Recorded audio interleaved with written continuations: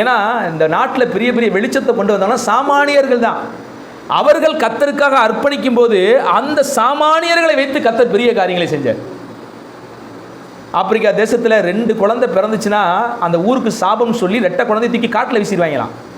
காட்டு நாய்களுக்கும் சிறுத்தைகளுக்கும் பலி கொடுத்துருவாங்க அந்த 2 குழந்தைங்க. ஏன்னா அவங்களுடைய நினைப்பு என்ன, 2 குழந்தை பிறந்ததுனால ஊருக்கு சாபம் முடிச்சிருவோம் அப்படிங்கிற ஒரு நம்பிக்கை அவங்களுக்கு. ஒரு பெண்மணி, நம்ம இவரெல்லாம் யோசிப்போம் இந்த பொம்பளையால் என்ன செய்ய முடியும். ஒரு பெண் போகிறாங்க பெறப்பட்ட அந்த தேசத்துக்கு, பெறப்பட்டு போய் அங்கே போராடி அவங்களுக்கு எஜுகேஷன் கொடுத்து அவங்கள கத்தரை கொடுத்து வேதத்தினுடைய மகத்துவத்தை கொடுத்து அந்த மூட நம்பிக்கை அந்த தேசத்திலிருந்து ஒழிச்சாங்க ஒரு மிஷனரி பெண்மணி. யோசிச்சுப்பாரு.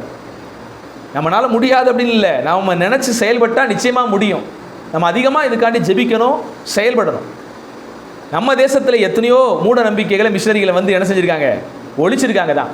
2000 வருஷமாக அந்த உலகத்தில் கிறிஸ்தவம் இப்படி தான் போராடிக்கிட்டு இருக்குது. அவங்க சோர்ந்து போகிறதே இல்லை.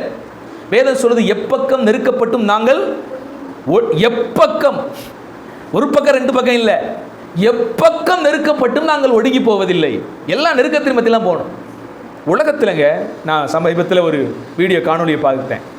அந்த சகோதரர் பார்த்தீங்கன்னா கை உடஞ்சி இருக்கிறாரு. கை உடஞ்சி போச்சு.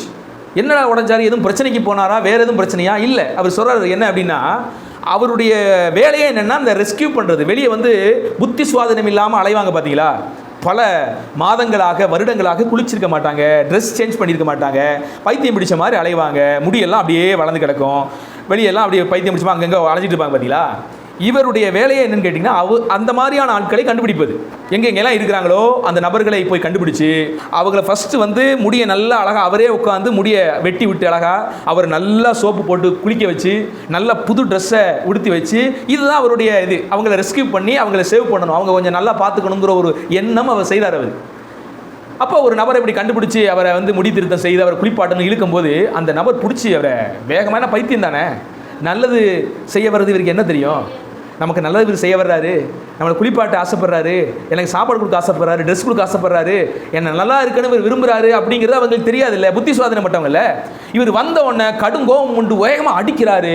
இவர் அடியையும் தாங்கிட்டு அவரை பிடிச்சி நிப்பாட்ட முயற்சி பண்ணுறாரு. ஒரு கட்டத்தில் வேகமாக பிடிச்சி கீழே தள்ளி விட்டார். போய் விழுந்ததில் பார்த்தீங்கன்னா இந்த பொசம் வந்து அப்படியே அந்த எலும்பு வந்து குத்திக்கிட்டு வந்துச்சு அவருக்கு விழுந்ததில். அதுக்கப்புறம் அதை தட்டி உள்ளே இறக்கி விட்டு அதை மூட்டு போட்டு கட்டு போட்டுருக்காரு அந்த மனுஷன். அவர் விடலை அந்த பணியை. உலகத்திலே கர்த்தரை அறியாத ஒரு மனுஷன் கூட இந்த அளவுக்கு இறங்கி ஒரு மனிதனுக்கு செய்ய முடியும்னா, தேவனுடைய பிள்ளைகளாக நான் இந்த சமூகத்துக்கு நல்லது செய்யும்போது என்னை வந்து மதமாத்திரம் அது இதுன்னு சொல்லி நம்ம புறக்கணித்தாலும் ஒதுக்குனாலும் அடித்தாலும், ஆனால் நாம் செய்ய வேண்டிய கடமையை என்றைக்கு என்ன செஞ்சிடக்கூடாது, விட்டுறக்கூடாது.